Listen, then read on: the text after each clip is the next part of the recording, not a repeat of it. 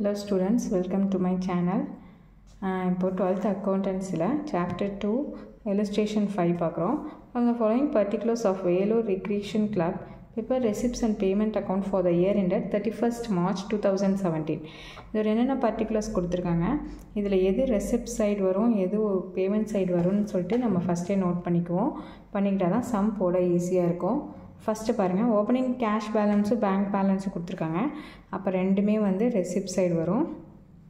Next furniture வந்து purchase பண்ணியிருக்காங்க, அப்போது அது பேமெண்ட். ஸ்போர்ட்ஸ் எக்யூப்மெண்ட் பர்ச்சேஸ் அது பேமெண்ட் சைடு வரும். டொனேஷன் ரிசீவ் பண்ணியிருக்காங்க, அப்போ அது receipt. Sale of old tennis ball வந்து சேல் பண்ணியிருக்காங்க, அப்போ அதுவும் வந்து ரெசிப்ட். நியூஸ் பேப்பர் வந்து வாங்கியிருக்காங்க, நியூஸ் பேப்பர் பாட், அப்போ அது பேமெண்ட். ட்ராவலிங் எக்ஸ்பென்சஸ் எல்லாமே பேமெண்ட் தான். ரெசிப்ட்ஸ் ஃப்ரம் என்டர்டைன்மெண்ட், அப்போது அது receipt. Admission fees received receipt. Municipal taxes payment. Expenses of charity show payment. Billiards table purchase payment. Construction of new tennis court payment. Receipt from charity show,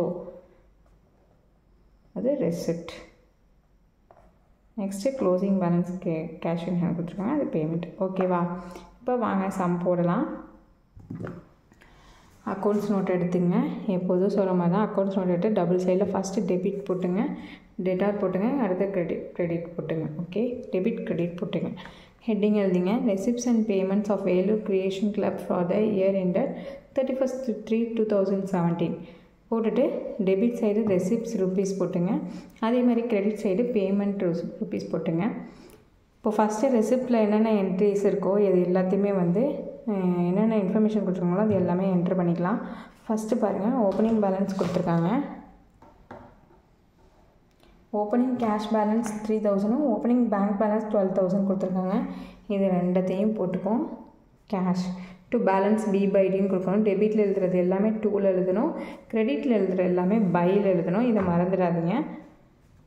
to balance b by d. கேஷ்க்கு எவ்வளோ amount கொடுத்துருந்தாங்க, 3000, 12,000, total 15,000. வேறு என்ன receipt side இருக்குதுன்னு பார்த்துங்க. First receipt சைடோட இன்ஃபர்மேஷன்லாம் நம்ம note பண்ணிக்கலாம். Donation received for pavilion 8,000.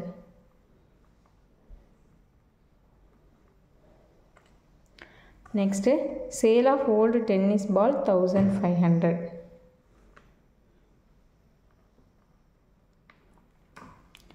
Next, receipts from entertainment 20,000.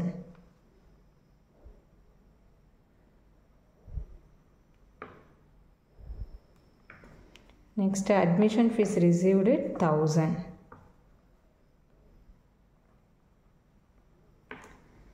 Receipts from charity show 2,500.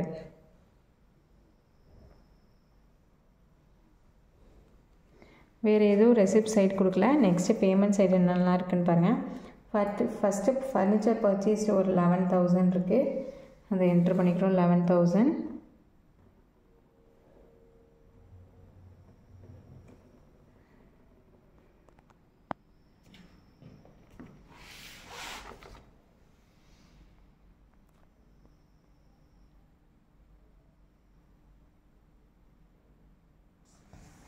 Next sports equipment purchase ஒரு 11,000, அதையும் என்ட்ரு பண்ணிக்கிறோம். Sports equipment 11,000. நெக்ஸ்ட் என்ன இருக்குன்னு பாருங்கள். பேமெண்ட் சைடு நியூஸ் பேப்பர் பாட் ஒரு 500, அதையும் என்ட்ரு பண்ணிக்கிறோம். நியூஸ் பேப்பர் பாட் ஒரு 500. நெக்ஸ்ட்டு ட்ராவலிங் எக்ஸ்பென்சஸ் ஒரு 4,500. Traveling expenses 4,500. Next payment la municipal taxes 22,000. Municipal taxes 22,000. Expenses of charity show 2,000. Expenses of charity show 2,000. Billiards table purchase for 15,000.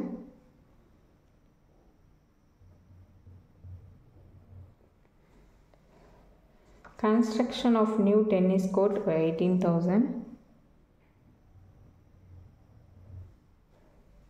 Closing balance of cash in hand 8,000.